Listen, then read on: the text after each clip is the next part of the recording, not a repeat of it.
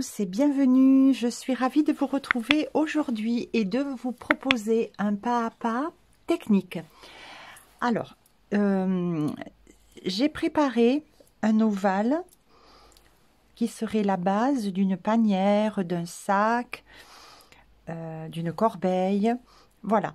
Donc, la technique que l'on va voir aujourd'hui, c'est comment fermer un rang pour ne pas donc travailler en spirale, mais sans avoir de ligne de démarcation tout le long de l'ouvrage qui n'est vraiment pas jolie. On obtient ça quand l'on ferme le rang par une maille coulée, une maille en l'air et on redémarre le travail. Voilà.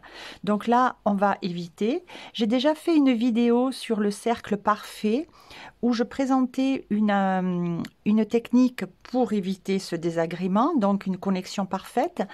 Là, je vous en propose une autre qui donne le même résultat. Voilà, comme ça, vous pourrez essayer les deux et voir laquelle vous convient le plus.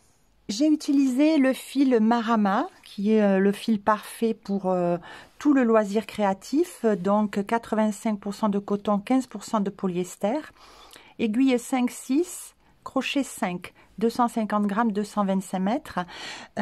Moi, pour avoir le résultat ici, c'est-à-dire cette fermeté, cette densité, et quelque chose qui ne se déformera pas, qui va très très bien tenir, j'ai pris le crochet 3,5 et en plus je crochette serré.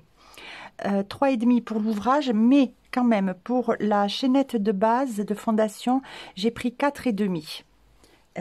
C'est quand même plus simple pour le tout premier rang. Vous retrouverez en barre d'infos un lien qui vous mènera vers le fil Marama sur notre boutique lainedumonde.com. Vous avez beaucoup de choix de couleurs, alors dans les comme ça mat, mais aussi dans des versions brillantes. Également, vous aurez le lien qui vous amènera vers mon tuto sur le cercle parfait, où donc j'explique une autre méthode, si vous ne la connaissez pas encore, une autre méthode pour la connexion parfaite. Alors, on va travailler cet ouvrage-là au point jersey, hein, donc c'est-à-dire qu'au lieu de piquer sous les deux brins d'une maille, on pique entre les deux jambes. Ce point va éviter les petits trous que l'on aurait si on travaillait en maille normale, maille serrée normale, et va faire aussi que l'ouvrage est beaucoup plus épais et beaucoup plus dense. Voilà, beaucoup plus rigide. Donc ça, c'est important. Évidemment, on va voir la technique qui fait que l'on ferme sans démarcation. Donc tout est bien comme ça régulier.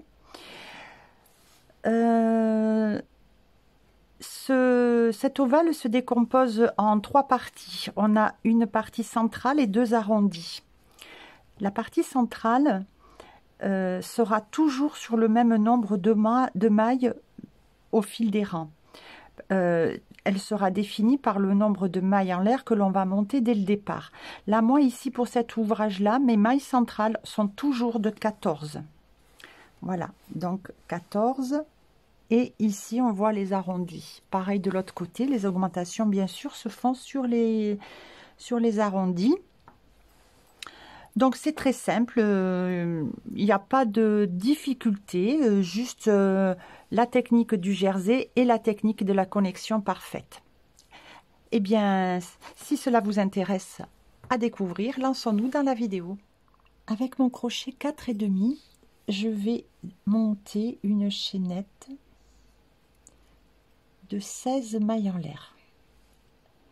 Alors, je prends un crochet un petit peu plus grand que pour la suite et je les fais en plus, j'essaie de les faire souples. 1, 2, 3, 4, 5, 6, 7, 8, 9, 10, 11, 12, 13, 14, 15 et même la 16e, je vais la faire encore plus lâche parce que on devra à un moment donné piquer dans cette maille là.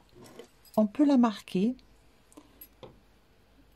comme ça, on bataillera pas pour la trouver quand on arrivera à la fin du rang. Je change le crochet et là maintenant je prends un 3,5 et je vais venir piquer à l'arrière sur les brins en vert. Alors ici, donc là on a l'avant de la chaînette. En la tournant un petit peu, on voit les petites bosses ici. Eh bien, je vais piquer dessous, ça va éviter d'avoir des trous. Je fais maille serrée, hein. Lâche, parce qu'après on va continuer au poids de jersey et pour piquer entre les deux jambes de la maille, il vaut mieux avoir fait un travail souple. Donc aussi je disais oui que de prendre le brin envers fait que l'on n'aura pas de trou sur le milieu du travail de cette base ovale. Alors ici 1 2 3 4 5 6 7 8 9 10 11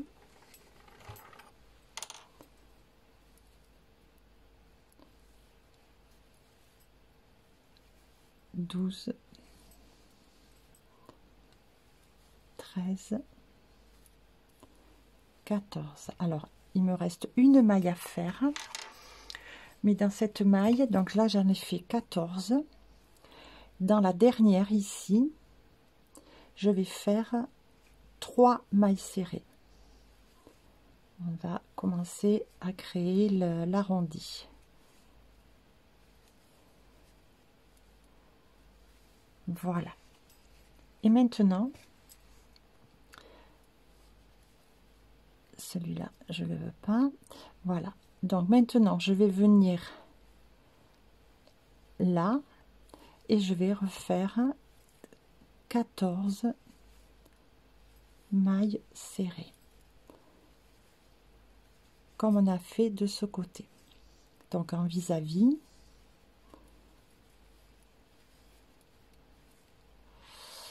un, deux, trois,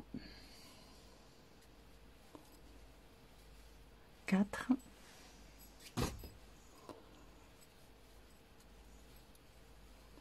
5, 6. Donc je vous retrouve à la fin du rang. Alors à la fin du rang, il me reste la 14e à faire, elle est là. Et j'arrive au marqueur. Alors là, je l'enlève et dans cette maille là qui avait été marquée au tout départ, eh bien je viens faire, alors c'est un peu serré hein, mais on va y arriver, je viens faire 3 mailles serrées au même endroit pour faire la même chose qu'on a fait ici. Alors une,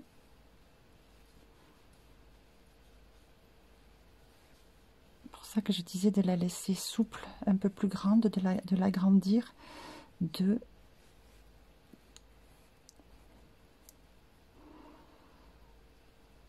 et il va falloir forcer pour la 3e. Voilà. Et je les remets en place. Quand les brins sur les augmentations se chevauchent, il faut les remettre en place. Voilà. Alors, sur ce premier rang, on doit avoir 34 mailles. Je vais fermer le rang. Alors, je tire un petit peu sur ma boucle. Je vais venir passer comme ça.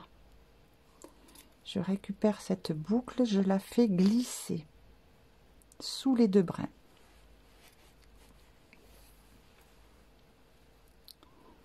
Voilà. Maintenant, je vais démarrer tous les rangs qui vont suivre au point jersey. Donc le point jersey, il faut venir piquer entre, non plus sous les brins, ici sur le haut, mais entre les brins, entre les jambes de la maille plutôt. Donc là, il faut que je vienne ici. Voilà, entre ces deux brins. Et je vais vous montrer directement, comme ça sera simple. À l'arrière, on a ici les brins en vert. Eh bien, notre crochet doit sortir sous le brin en vert et entre les deux jambes de la maille. Voilà, c'est comme ça qu'on fait la maille jersey au crochet. Alors, donc là, je dois venir ici. Pour ça, je vais lâcher là. Ça tient, mais bon, on peut s'aider à le faire tenir un peu avec le pouce. Et je viens piquer ici, donc. Je récupère le fil. Alors, ce premier rang, c'est le plus... Celui-là est le plus difficile, entre guillemets.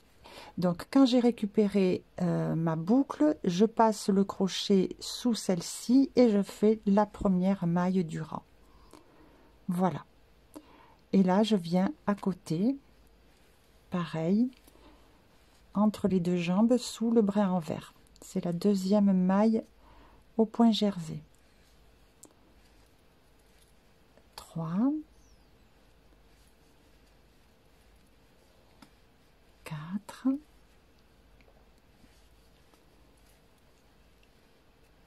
5, voilà, on continue jusqu'ici, on se retrouve pour l'arrondi. Alors là, j'ai fait 13 mailles, en comptant bien sûr, comme j'ai dit, la toute première ici, hein, 13. Là, je fais la 14e avant d'arriver à mes 3 mailles de l'arrondi. Ce qu'il faut savoir, c'est que avec le nombre de mailles que nous avons monté, 16 mailles en l'air, pour obtenir donc la dimension que l'on souhaite pour ce fond d'ouvrage, on aura en maille comme ça, ici centrale sur un côté et sur l'autre côté, toujours 14 mailles. Et ensuite, de chaque côté, on aura les arrondis, bien sûr, identiques l'un à l'autre. Voilà, donc ça c'est important de savoir que les mailles centrales, ça, pour cet ouvrage-là, ça sera toujours 14 mailles serrées. Donc là, j'en ai fait 14, j'arrive dans mes 1, 2, 3 mailles de l'arrondi. Eh bien, je vais faire une augmentation sur chaque maille. Alors, je vous donne encore une petite astuce. Quand on ne sait pas vraiment où piquer, parce que là c'est un peu confus effectivement, parce que tout est très serré, eh bien on regarde où on a le brin en vert, puisqu'on doit piquer sous le brin en vert. Donc il est là, il est là, il est là. Voilà, donc ça, moi en tout cas, je me repère comme ça, entre les jambes, sous le brin en vert. Et là, j'y suis. Et je fais 2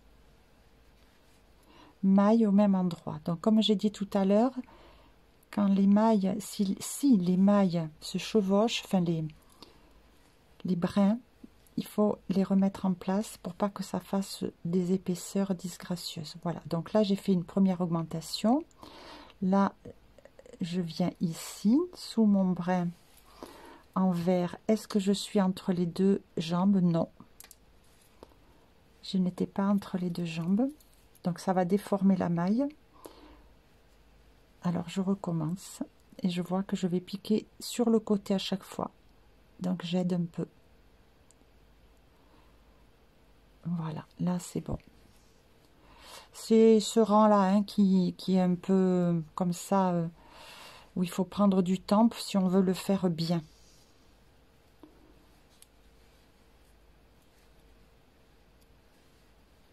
Voilà, et là je remets en place. Eh bien, il m'en reste une. Elle est là.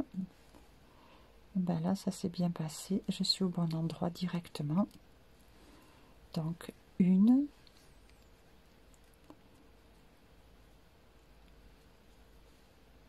Et il faut faire la même au même endroit. 2.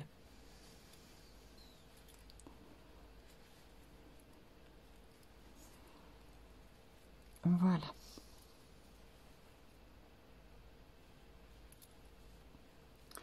Et bien là, je continue, j'enchaîne 14 mailles serrées de l'autre côté, comme on a fait ici. Donc, toujours entre les deux jambes de la maille, puisqu'on est sur le jersey. Donc, j'en fais 14 et on se retrouve pour l'arrondi, le deuxième arrondi. Et je fais les mêmes augmentations, c'est-à-dire 2 mailles au même endroit, donc 3 fois.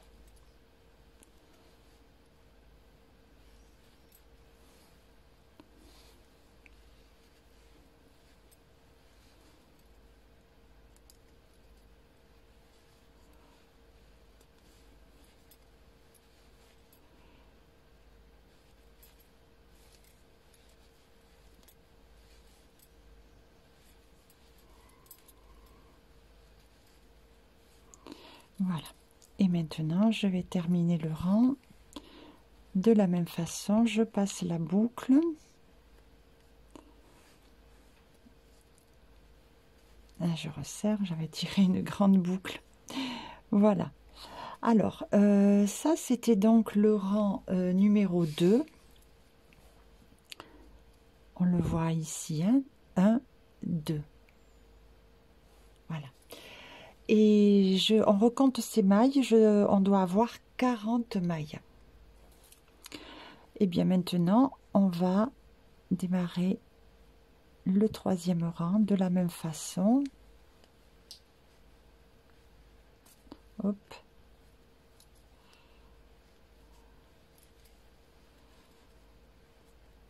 Allez, c'est reparti pour 14 mailles. Maintenant, je vais faire la séquence de une augmentation suivie d'une maille serrée 3 fois. Donc, une augmentation.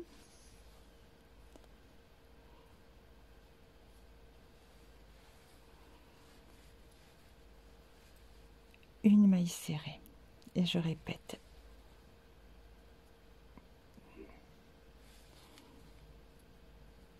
Hop. Une augmentation.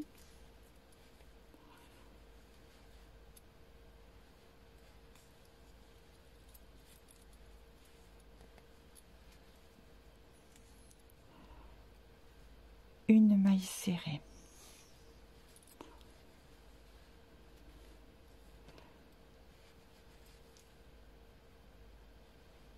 Une augmentation.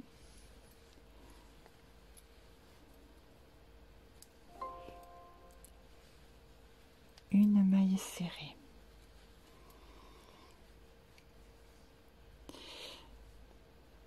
Maille serrée.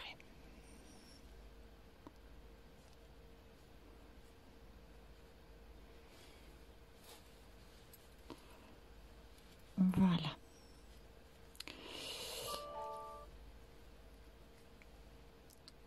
Alors, maintenant, je continue mes 14 mailles serrées, centrales. Je fais la même chose quand j'arrive dans l'arrondi. Je fais exactement les mêmes augmentations. C'est donc, c'était une augmentation, une maille serrée, 3 fois. Voilà. Et dans l'arrondi, j'ai 1, 2, 3, 4, 5, 6, 7, 8, 9. 9 mailles dans l'arrondi. Donc, on fait la même chose ici. Et on se retrouve à la fin du rang. À la fin du rang 3, j'ai 46 mailles. Je suis déjà prête pour attaquer le 4e rang où je vais faire de la même façon que jusqu'à présent. 14 mailles serrées et on se retrouve dans l'arrondi. Alors la séquence à répéter, ça sera 2 mailles serrées qui se suivent,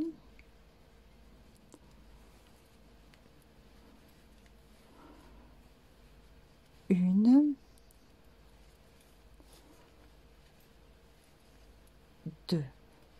deux mailles serrées qui se suivent, une augmentation, et ça 3 fois, 1 et 2. Et je reprends, 2 mailles serrées qui se suivent. Alors là c'est vraiment bien serré. Est-ce que je suis au bon endroit?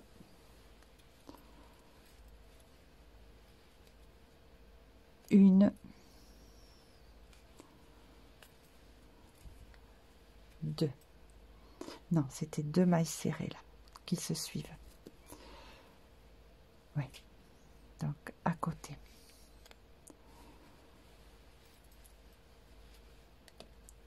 Voilà.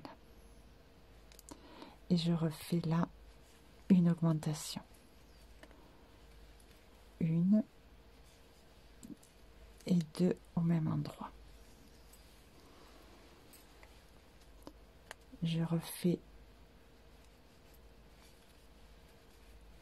une,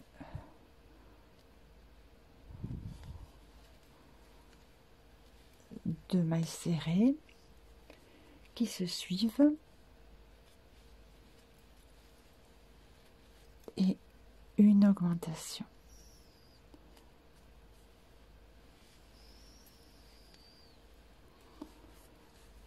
Voilà. Alors, 1, 2, 3, 4, 5, 6, 7, 8, 9, 10, 11, 12. Donc, 12 mailles dans l'arrondi.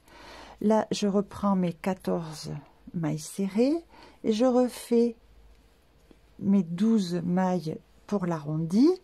Je ferme. Là, j'aurai 52 mailles. Je refais 14 mailles serrées ici et on se retrouvera donc pour les augmentations du 5e rang. J'ai fait les 14 mailles du rang 5 et donc la séquence que l'on va répéter pour l'arrondi, ça sera une augmentation suivie de 3 mailles serrées qui se suivent. 1,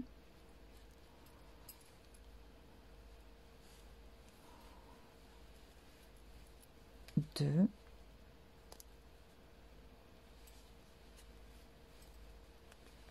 et 3.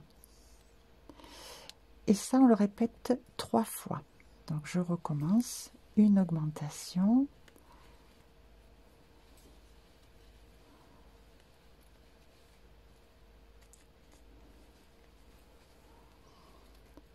Trois mailles serrées. Une.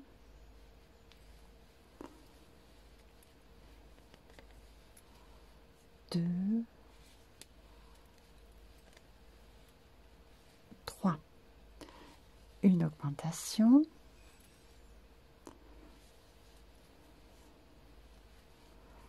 Trois mailles serrées. Une.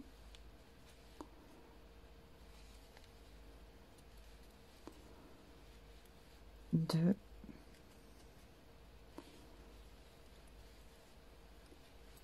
Et 3. Voilà, donc là, dans l'arrondi, je dois avoir 15 mailles. 1, 2, 3, 4, 5, 6, 7, 8, 9, 10, 11, 12, 13, 14, 15. Voilà, c'est ça. Alors, là maintenant, 14 mailles.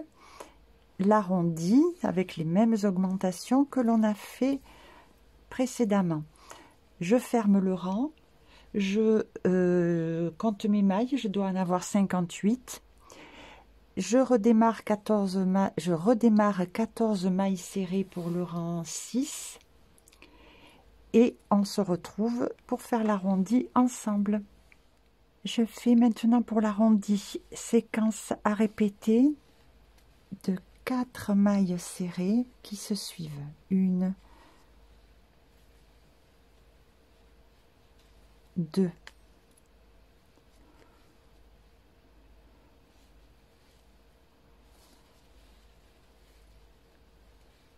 3,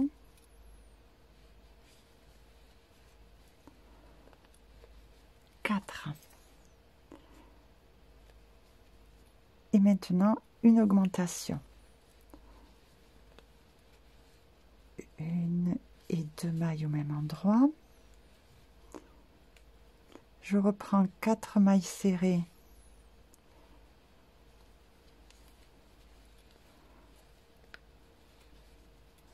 qui se suivent. 2,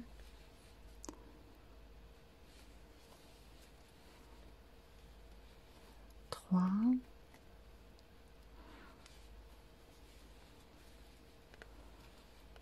4, suivi d'une augmentation.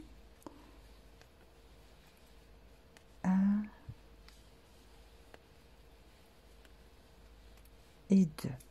Je reprends 4 mailles serrées. Ça a dévié. Voilà. 4 mailles serrées qui se suivent. Alors, 1,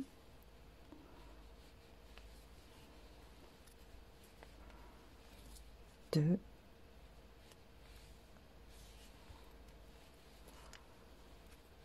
3,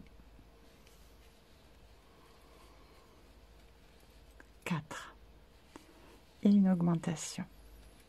1,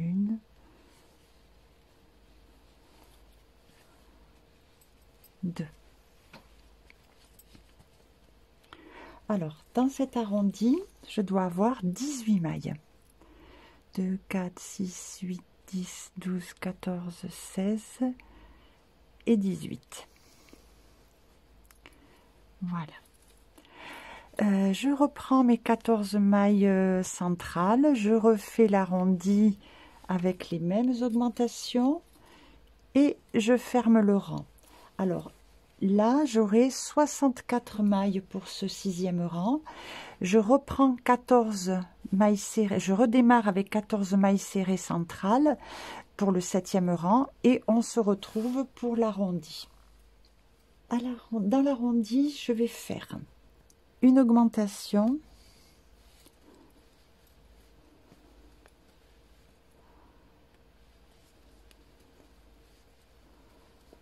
suivie de 5 mailles serrées individuelles. 1, 2,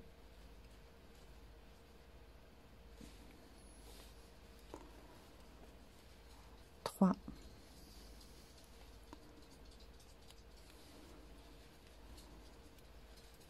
4 et 5. Voilà. Alors ça, on le répète aussi 3 fois. Une augmentation 5 mailles serrées 3 fois. Ici, on reprend 14 mailles serrées. On refait nos augmentations. Une augmentation 5 mailles serrées 3 fois. Et on arrive ici. Et on se retrouve pour fermer le rang. On s'arrête là, ça sera le dernier rang. J'ai terminé le rang 7 avec 70 mailles, 21 mailles dans les arrondis. Alors là, j'ai coupé le fil, on va arrêter. Donc j'ai coupé le fil, je tire dessus. On va faire une jolie finition. Donc je passe dans mon aiguille. Et là, je viens sous les 2 brins, comme ceci.